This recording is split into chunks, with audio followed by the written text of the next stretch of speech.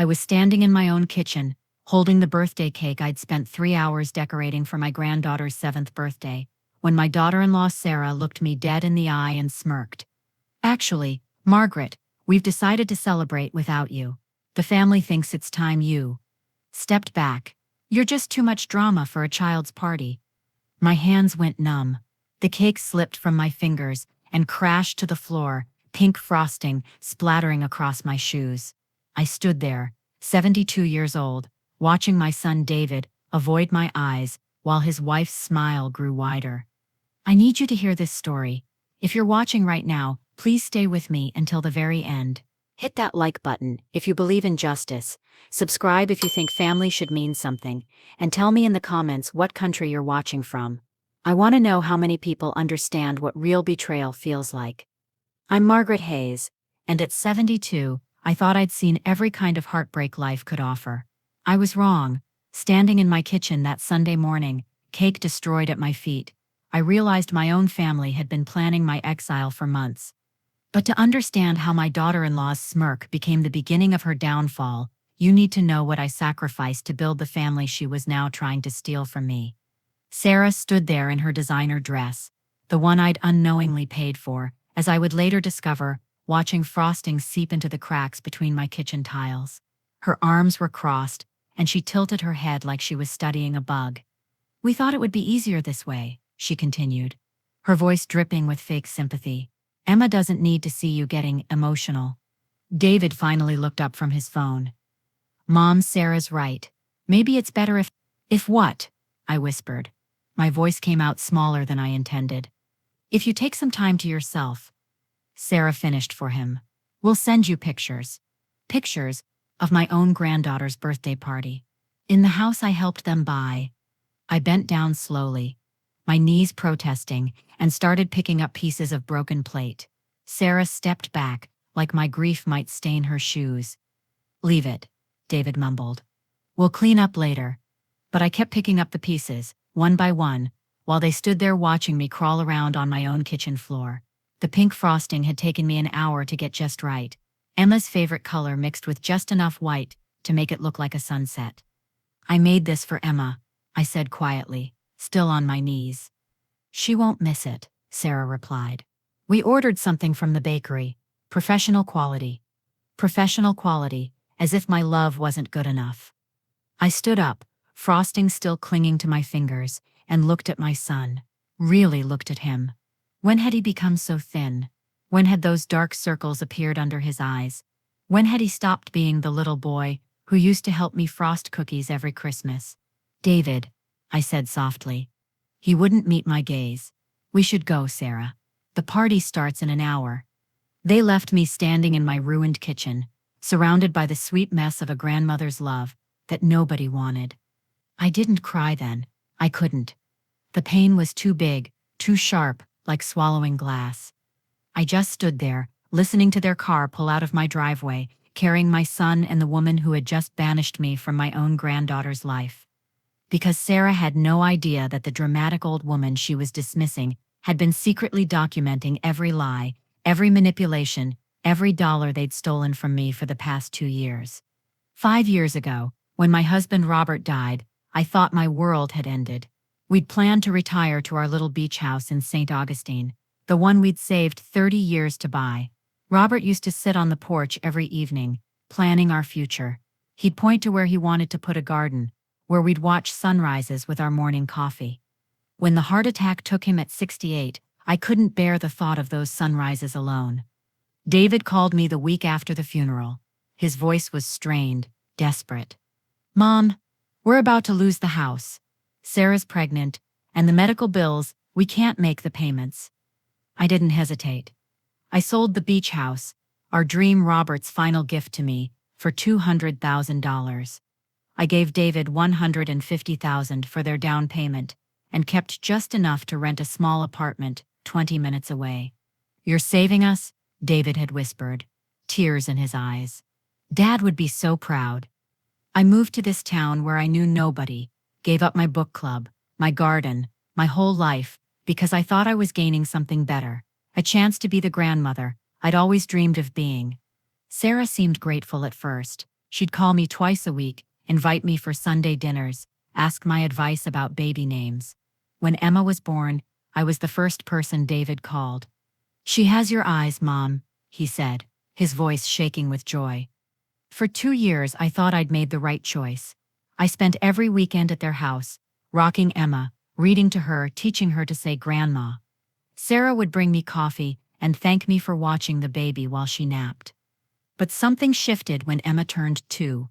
The invitations became less frequent. The phone calls stopped. When I called Sarah, she always seemed rushed, distracted. "Maybe you could give us some space," she said one day. When I asked about visiting, "Emma's going through a phase where she gets overwhelmed with too many people around."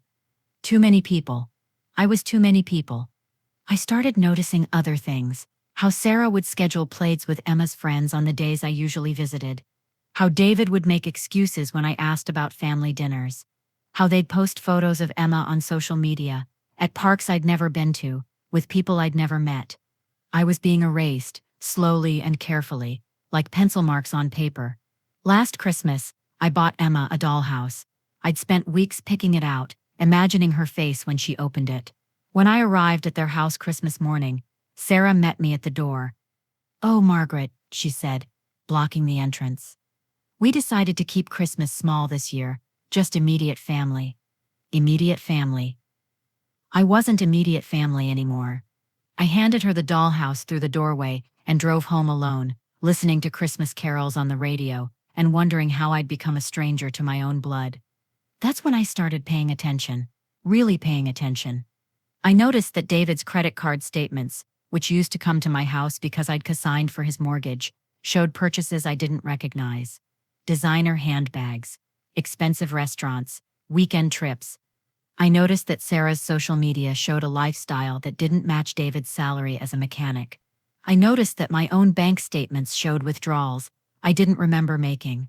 And 3 months ago, I found the credit card statement in David's name, with charges that traced back to my personal information, my social security number, my mother's maiden name, my address. Someone had been using my identity to fund a life I wasn't allowed to be part of. The phone rang last Tuesday night. I almost didn't answer. It was past 9, and I'd learned that late calls usually meant bad news. "Margaret?" Sarah's voice was honey-sweet, the way it used to be when Emma was little. "I hope I'm not calling too late." "What do you need?" I asked. "Well, I wanted to talk to you about something important. David and I have been discussing your situation, and we're worried about you living alone. You're getting older, and we think it might be time to consider other options." Other options. The phrase hung in the air like a threat. What kind of options?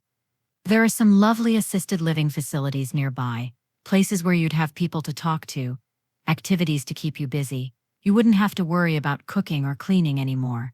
My blood turned to ice. "I don't need assisted living, Sarah. I'm perfectly capable of taking care of myself." "Are you, though?" Her voice had an edge now. "David told me about the time you forgot where you parked at the grocery store. And last month, when you called asking if we'd moved Emma's birthday, it was the same date it's always been, Margaret." I had never called asking about Emma's birthday. I had never forgotten where I parked my car. But Sarah was building a case against me. Lie by lie. "I think you're confused," I said carefully. "That's exactly what I'm talking about," Sarah replied, and I could hear the satisfaction in her voice. "The confusion, David and I think it would be best if we started looking at facilities before something happens. Before something happens, before I discovered how much money they'd stolen, before I realized how completely they'd planned to erase me." "I need to go," I whispered. "Think about it, Margaret. We only want what's best for you."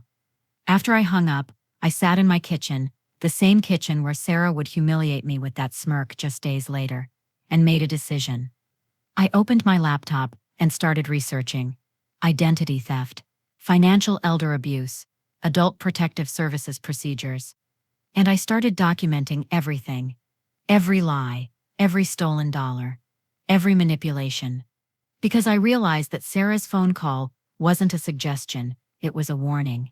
They were coming for me, and I needed to be ready.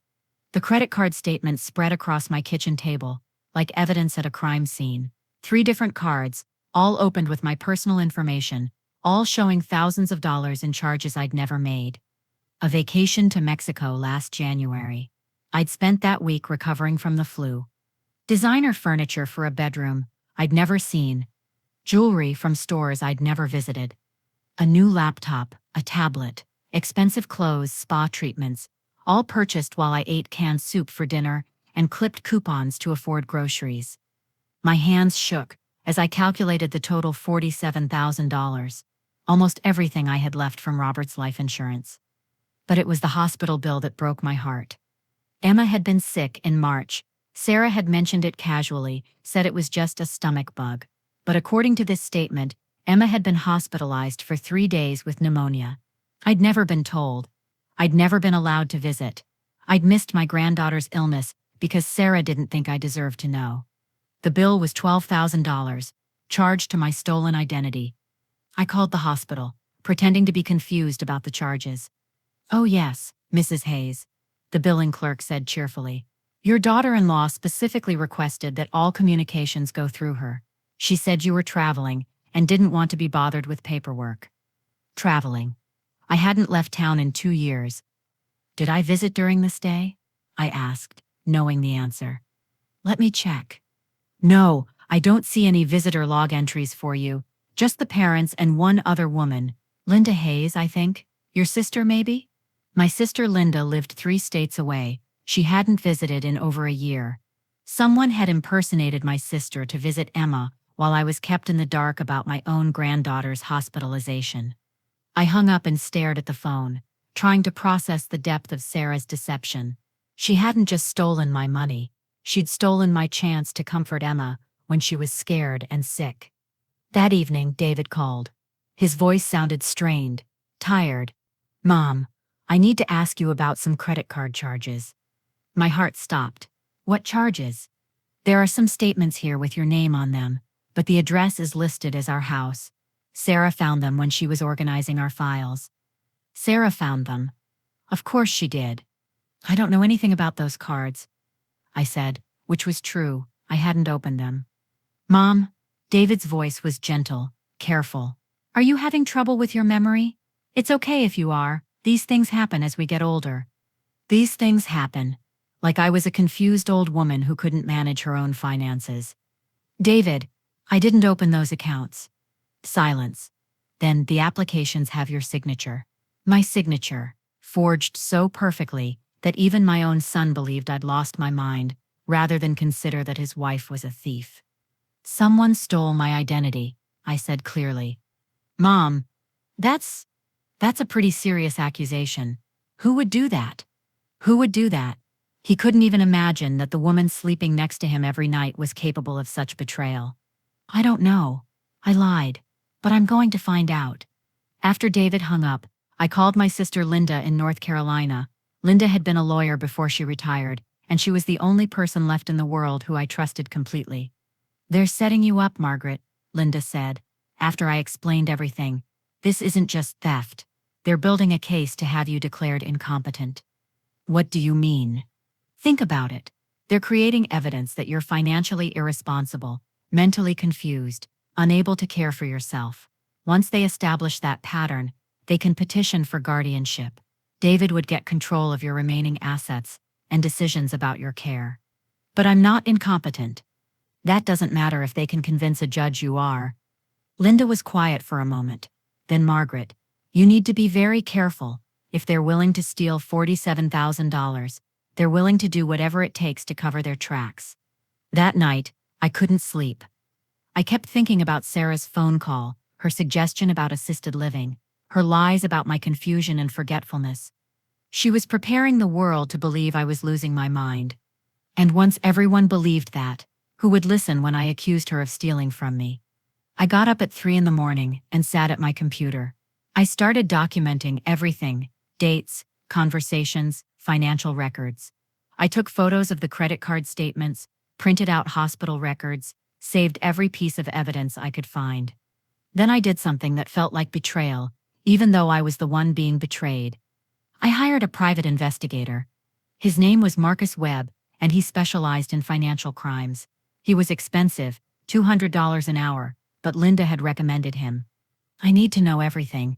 I told him during our first meeting, where the money went, who spent it, how they got my information. Marcus was younger than David, with kind eyes and a patient way of listening. He didn't treat me like a confused old woman. He treated me like a victim of a serious crime. This is sophisticated, he said, after reviewing my evidence. Whoever did this knew exactly how to forge documents, how to establish credit in your name, how to use the system to their advantage. How long would something like this take to plan? Years, Marcus said grimly. This level of identity theft doesn't happen overnight. Someone has been studying your personal information, your habits, your relationships for a very long time. Years. Sarah had been planning to destroy me since the beginning. 2 weeks later, Marcus called with his report. I have good news and bad news, he said. The good news is I have irrefutable proof of identity theft and financial fraud. The bad news is it's worse than you thought. He came to my apartment that evening with a thick folder of documents, bank records, store security footage, hotel registrations, all showing Sarah using my identity to fund a lifestyle my son could never afford. But the worst discovery was a recorded phone call. My investigator friend at the phone company owed me a favor, Marcus explained. Sarah called a nursing home last week, asking about costs and availability. He played the recording on his phone. Sarah's voice was clear, businesslike. I'm calling about my mother-in-law, Margaret Hayes. She's 72 and showing signs of dementia. We're concerned about her ability to live independently. Signs of dementia. I was sharper now than I'd been in years. Has she been evaluated by a physician? The nursing home administrator asked. Not yet, but we're working on that. We want to be prepared when the time comes. Probably very soon. Very soon. They weren't just planning to steal my money, they were planning to lock me away. That night, I sat in my kitchen, surrounded by evidence of my daughter-in-law's crimes, and I realized something important. I wasn't going to be a victim anymore. I was going to fight back. But first, I needed to do something Sarah would never expect. I needed to change my will. Linda drove up from North Carolina the next morning. My sister had aged well. At 68, she was still sharp, still formidable, still the person who'd protected me from playground bullies when we were children. Show me everything, she said, settling at my kitchen table with a cup of coffee and her reading glasses. I spread out 2 years' worth of documentation: bank statements, credit reports, hospital bills, store receipts, photos, phone records, the evidence of Sarah's systematic theft and manipulation. Linda studied each document carefully, making notes in her precise handwriting. After an hour, she looked up at me with steel in her eyes. This is criminal. We're talking about major felonies: identity theft, fraud, elder abuse. Sarah could go to prison for years. But first, I need to protect myself. Exactly. Linda opened her briefcase and pulled out a thick legal document. I've prepared a new will for you. Everything goes into a trust for Emma's education, managed by me and the First National Bank. Sarah and David get nothing. What if something happens to you? Then the bank becomes sole trustee. Your granddaughter will be protected, but the people who betrayed you will never see a penny. I signed the will that afternoon, and Linda had it notarized by her friend at the bank. We made copies and stored them in 3 different locations. Sarah thinks she's waiting for you to die so she can inherit your money, Linda said. She has no idea you've already given it away. That evening, David called to invite me to dinner. Sarah thought it would be nice to have a family meal, he said. His voice sounded rehearsed. She's making your favorite pot roast. My favorite meal, cooked by the woman who was actively trying to destroy me. That sounds lovely, I said. I arrived at their house with a smile and a bottle of wine, playing the role of the grateful, slightly confused mother-in-law they expected me to be. Sarah greeted me at the door with a hug that felt like being embraced by a snake. Margaret, you look wonderful. How are you feeling? Oh, some good days, some bad days. I let my voice trail off uncertainly. Sarah exchanged a meaningful look with David. Well, that's perfectly normal at your age. During dinner, I played my part perfectly. I asked the same question twice, pretended to forget Emma's teacher's name, acted confused about what day it was. Sarah became more animated with each sign of my supposed decline. Margaret, do you remember where you put your house keys yesterday? She asked sweetly. My keys. I touched my purse uncertainly. Yes, they're right here. You called me 3 times looking for them, Sarah said gently. Don't you remember? I had never called her about keys, but David nodded sympathetically, like this was just another example of my deteriorating mind. Mom, maybe you should write important things down, he suggested, like a daily planner. A daily planner, so I could track my own confusion. After dinner, I excused myself to use the bathroom. Instead, I slipped into their home office, where Sarah kept her computer. She'd been careless, leaving it unlocked. I plugged in the flash drive. Marcus had given me a device that could copy files in seconds. Browser history, saved passwords, financial documents, email accounts, everything downloaded silently while I listened to Sarah and David discussing my condition in the next room. She's getting worse, Sarah was saying. Did you see how she forgot about the keys? Maybe we should talk to her doctor, David replied. I already made her an appointment. Next Tuesday, I told Dr. Martinez about our concerns. Our concerns. Sarah had been planning this conversation with my doctor, building her case against my mental competency. I returned to the dining room with a confused smile. What were we talking about? Sarah's eyes lit up. Nothing important, Margaret. Would you like some coffee? I stayed another hour, playing the confused old woman, while Sarah gathered ammunition for her campaign against me. When I left, she walked me to my car. Drive carefully, she said, touching my arm with fake concern. Maybe you should consider taking the bus more often. Taking the bus. Because confused old women shouldn't drive. I drove home slowly, carefully, while Sarah watched from her window. But my mind was racing. The files I'd stolen from Sarah's computer contained everything. Emails to nursing homes, research on guardianship laws, communications with a lawyer about having me declared incompetent. And most damning of all, a text conversation with someone named Jake about making the old woman disappear. Making me disappear. That night, I called Linda. We need to move faster, I said. She's not just planning to steal from me, she's planning something worse. What do you need me to do? Come back up here. We're going to set a trap. 3 days later, Sarah called with excitement in her voice. Margaret, I have wonderful news. The family wants to throw you a celebration of life party. A what? A party to honor you, while you're still with us, to enjoy it. All your favorite people, sharing stories about what you mean to them. Doesn't that sound lovely? A celebration of life, for someone who wasn't dead yet. That's very thoughtful, I said carefully. I'm so glad you're excited. It's this Saturday at our house. I've invited everyone, your neighbors, people from your old book club, some relatives. We want to celebrate your wonderful life. After Sarah hung up, I sat staring at the phone. A celebration of life party for a living person could only mean one thing.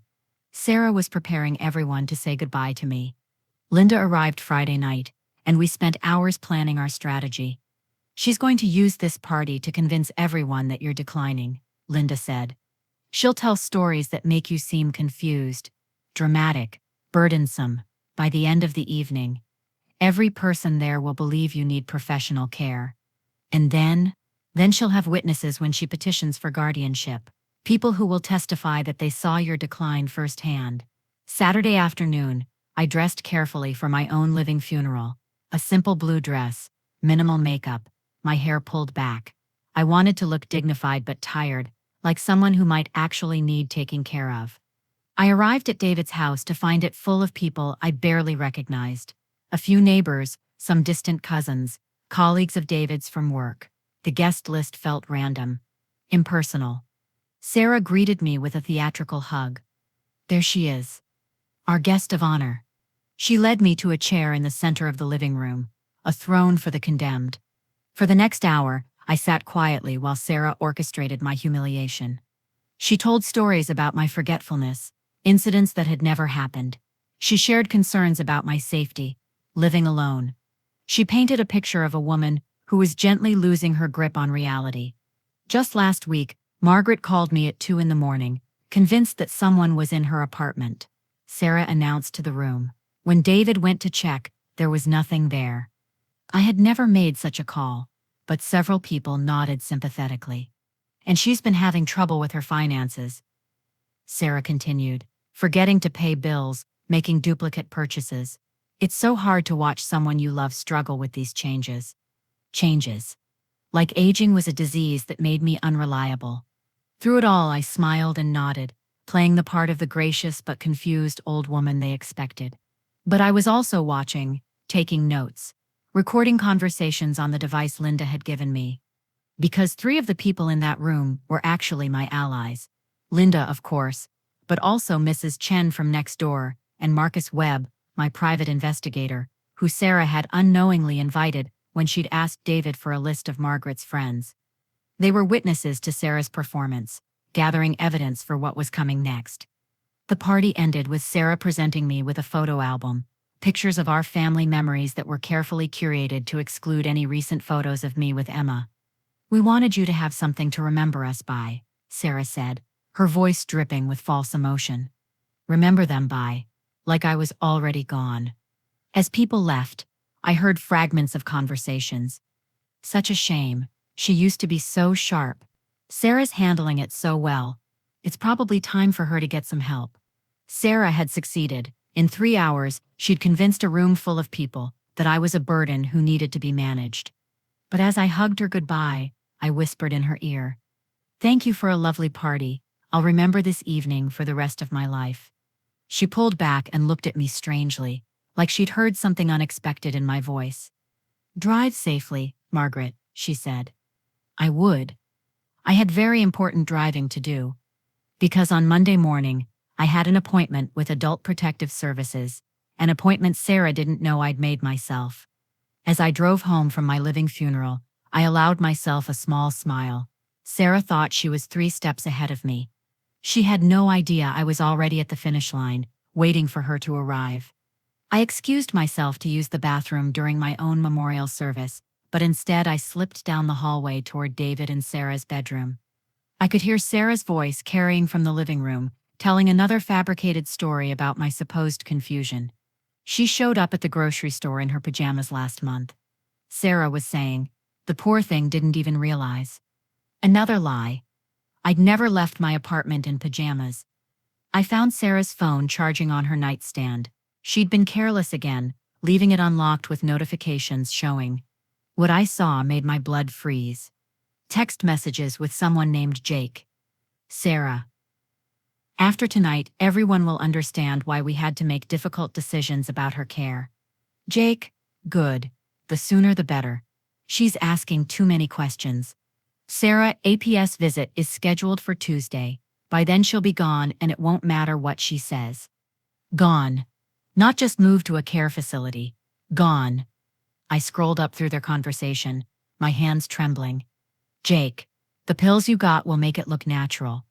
Heart attack, stroke, whatever. Old people die all the time." Sarah. "I know. I just want it to be quick. David can't suspect anything." My legs nearly gave out. Sarah wasn't just planning to steal my money and lock me away. She was planning to kill me. I heard footsteps in the hallway. Quickly, I took photos of the text messages with my own phone, then placed Sarah's phone back exactly where I'd found it. I made it to the bathroom, just as Sarah appeared in the hallway. "Margaret, are you okay in there?" "Just a moment, dear," I called, my voice surprisingly steady. When I emerged, Sarah was waiting with that concerned smile that had fooled me for so long. "The party's winding down," she said. "Are you ready to head home?" Ready to head home. To the apartment where she planned to murder me. "Yes," I said. "I'm tired." Sarah walked me to my car, her hand on my elbow like I was fragile. "Drive carefully," she said, the same words she'd used every time I left their house. But tonight, they sounded like a threat. I drove home on autopilot, my mind racing. Sarah had someone helping her, this Jake person who apparently had access to drugs that could simulate natural death. When I reached my apartment, I sat in my car for 10 minutes, afraid to go inside. What if they were already there? What if Sarah had decided tonight was the night? Finally, I forced myself to walk to my door. I unlocked it slowly, listening for any sound inside. The apartment was empty, but I no longer felt safe there. I called Linda immediately. "She's going to kill me," I said, without preamble. "What?" I told Linda about the text messages, about Jake, about the pills that would make my death look natural. Linda was quiet for a long moment. "Then we're calling the police." "With what evidence?" "Photos of text messages that could be faked, conversations I overheard while snooping in their bedroom." "Margaret, if she's planning to murder you, then we need to catch her trying to do it." Linda was horrified. "You can't use yourself as bait." "I'm already bait," I said. "She's going to make her move soon, before the Adult Protective Services visit on Tuesday. We need to be ready." I spent that night sitting in my kitchen with all the lights on, a baseball bat beside my chair, waiting for sounds that never came. But Monday morning, everything changed. I woke up to missed calls and text messages. David, Sarah, even people from the party the night before. The messages were all variations of the same theme. "Are you okay? We're worried about you. Please call us back." I hadn't contacted any of them. Then I found the voicemails on my phone. Voicemails I hadn't left. My own voice, slurred and confused. "David, I don't feel well. Something's wrong. I can't remember where I am." Another message, more panicked. "Sarah, please help me.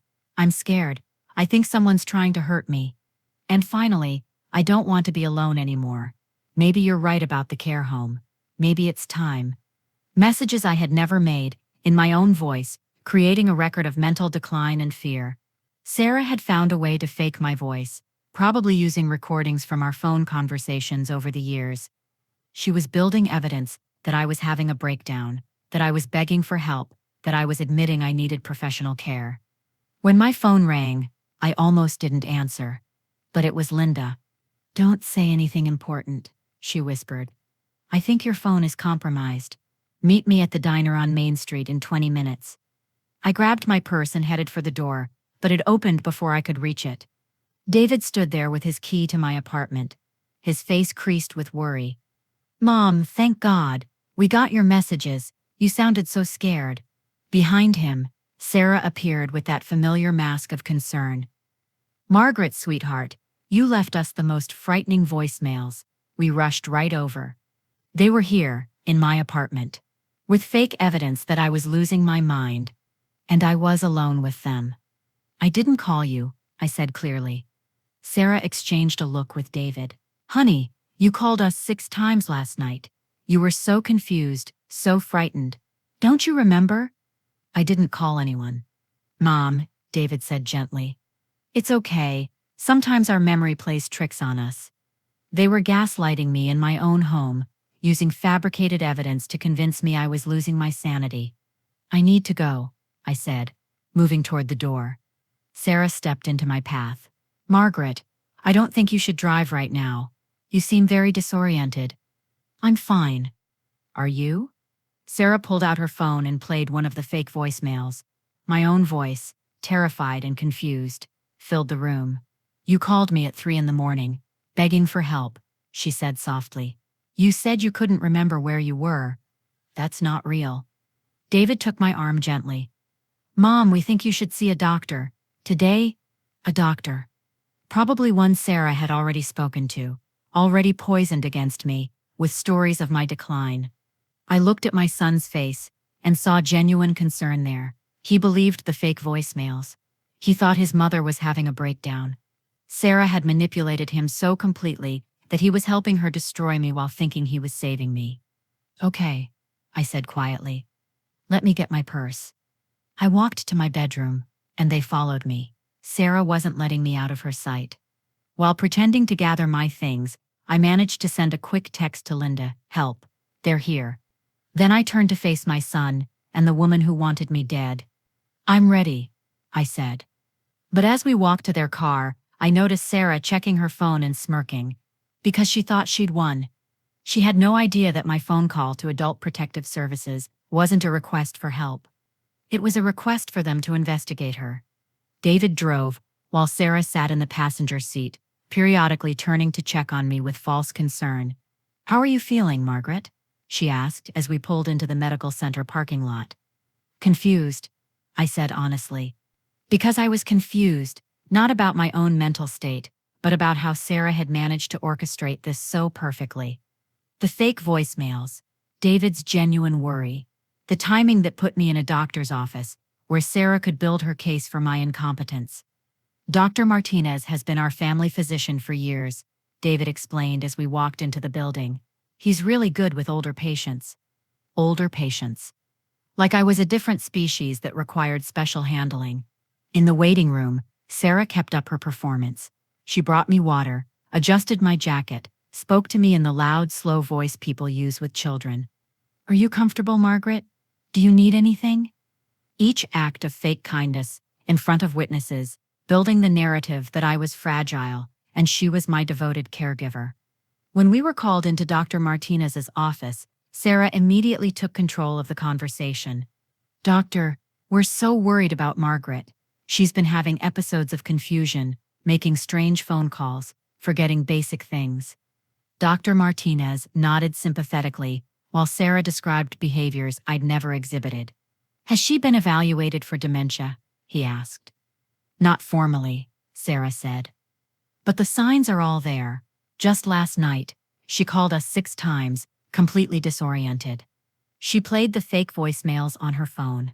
Dr. Martinez listened with a frown, making notes. "Margaret," he said gently, "do you remember making those calls?" "No," I said, "because I didn't make them." Sarah sighed sadly.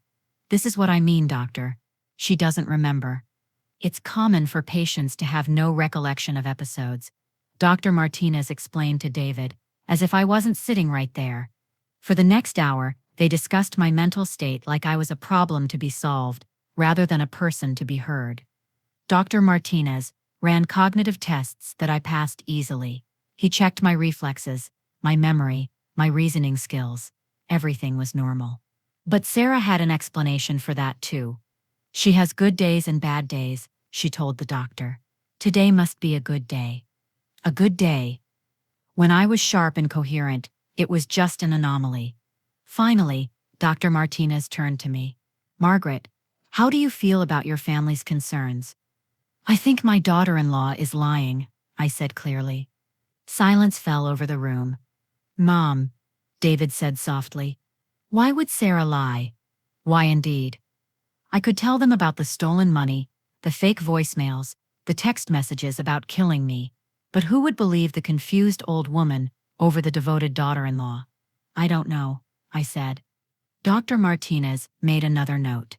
"Paranoia can be a symptom of early cognitive decline." Paranoia. When you suspect someone is trying to hurt you and they actually are, it isn't paranoia. It's survival. The appointment ended with Dr. Martinez recommending close family supervision and a follow-up evaluation in 2 weeks. Sarah thanked him profusely, playing the role of the grateful caregiver who finally had medical validation for her concerns. As we left the office, she linked her arm through mine. "I'm so glad we did this," she said. "Now we can get you the help you need."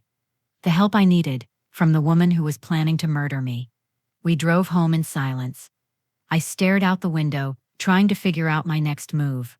Sarah had outmaneuvered me at every turn. She had fake evidence, medical opinions, and my own son's support.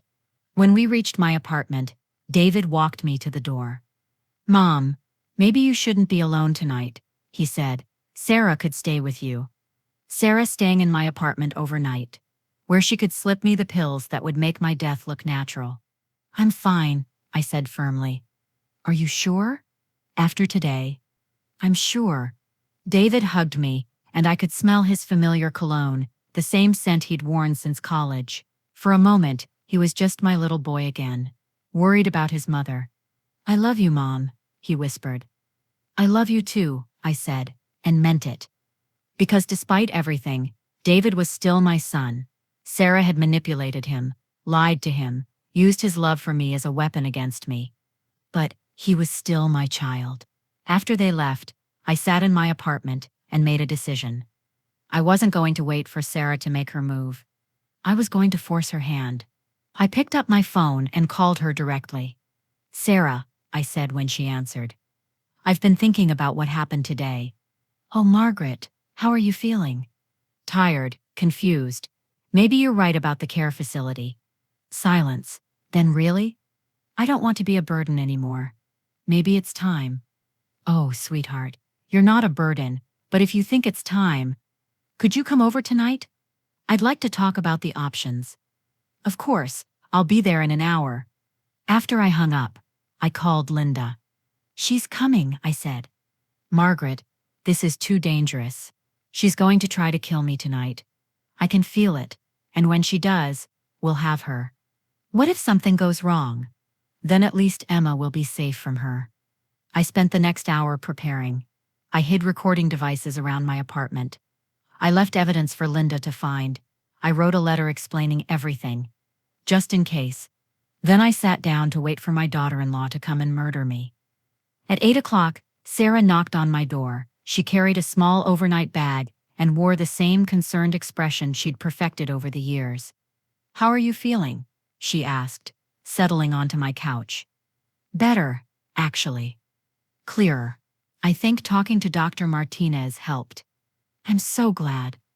Sarah opened her bag and pulled out a thermos. "I brought you some tea, that blend you used to love. Chamomile and honey. Tea I used to love. Past tense." She poured 2 cups, handing me one with a gentle smile. "Drink up, it'll help you relax." I held the warm cup, smelling the familiar scent of chamomile, but underneath it, something else. Something bitter and chemical. "Thank you," I said, raising the cup to my lips, but not drinking. Sarah watched me carefully. "Go ahead. It's still hot." "In a moment. Tell me about these care facilities first." For the next 20 minutes, Sarah described various nursing homes with enthusiasm that seemed genuine. She talked about activities, medical care, social opportunities. "You'd have so many people to talk to," she said. "You wouldn't be lonely anymore." Lonely. The word hung between us. "Is that what I am?" I asked. "Lonely. Oh, Margaret, of course you are. Living alone at your age, no one to talk to except David and me. It's not healthy." She was right. I was lonely. I'd been lonely since Robert died, lonely since David grew up and started his own family, lonely since Sarah started pushing me out of their lives. But loneliness wasn't a reason to die. "Drink your tea," Sarah said again, her voice slightly sharper. I pretended to take a sip, letting the liquid touch my lips but not swallowing. "It tastes different," I said. "Different how?" "Bitter." Sarah's eyes flickered. Maybe the honey crystallized. "Here, let me add more." She reached for my cup, but I pulled it back. "No, it's fine." We sat in silence. Sarah kept glancing at my cup, waiting for me to drink the poison she'd prepared. "Margaret," she said finally, "there's something I need to tell you." "What?" "David and I have been talking about your money, your will, your future care." Here it comes, I thought. "We think it would be best if David had power of attorney, just to help manage things while you're adjusting to your new living situation." Power of attorney. Control over my money, my decisions, my life. "What if I don't want to go to a care facility?" I asked. Sarah's mask slipped for just a moment. "I think we're past that point, don't you? After today, after the doctor's evaluation, Dr. Martinez said, I was fine. He said you had good days and bad days. Today was a good day." She was already rewriting history, changing the doctor's words to fit her narrative. "Drink your tea, Margaret. You'll feel better." I looked down at the cup in my hands. The tea that would end my life, make my death look natural, give Sarah everything she'd been working toward. "You know," I said conversationally, "I've been thinking about Robert lately." Sarah's expression softened slightly. "That's natural. You miss him." "I do, but I've been thinking about something specific. The night he died." Sarah went very still. "He had chest pains around dinner time. I wanted to call an ambulance, but he said he was fine, just indigestion." "Margaret, maybe we shouldn't." By 10 o'clock, the pain was worse. I called 911, but it was too late. Heart attack. The paramedic said if I'd called earlier, He might have survived. I looked directly at Sarah. Funny how you knew exactly what time to call the ambulance when Robert died. Almost like you'd been watching, waiting for the right moment. Sarah's face went white. What are you saying? I'm saying you were there that night. In the kitchen, when Robert started having chest pains. You're the one who convinced him not to go to the hospital. That's not true. You killed my husband, I said quietly. And now you're trying to kill me. Sarah stood up abruptly. You're having another episode, Margaret. You're confused. Am I? I held up my phone, showing the recording app that had been running since she arrived. Then explain this.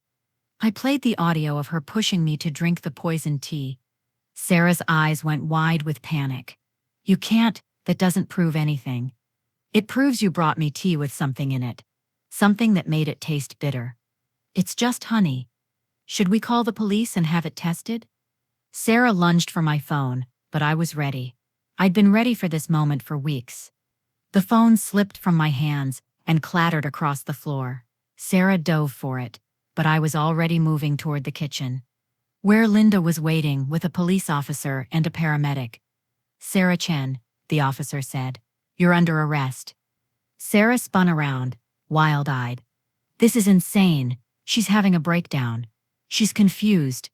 Ma'am, we heard the entire conversation. Please put your hands behind your back. As the handcuffs clicked shut, Sarah looked at me with pure hatred. You think you've won? She hissed. David will never forgive you for this. Maybe she was right. Maybe my son would choose his wife over his mother. Choose the woman who'd manipulated him over the woman who'd raised him. But as I watched Sarah being led away, I felt something I hadn't experienced in years. Peace. Because Emma was safe. My granddaughter would grow up free from the woman who'd planned to kill her grandmother.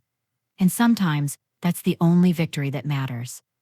The tea tested positive for digitalis, a heart medication that can be fatal in large doses. Sarah had planned to make my death look like a heart attack, just like she'd done with Robert. The investigation revealed everything: the identity theft, the forged voicemails, the conspiracy to have me declared incompetent. Even evidence linking her to Robert's death 5 years ago. David was devastated when he learned the truth.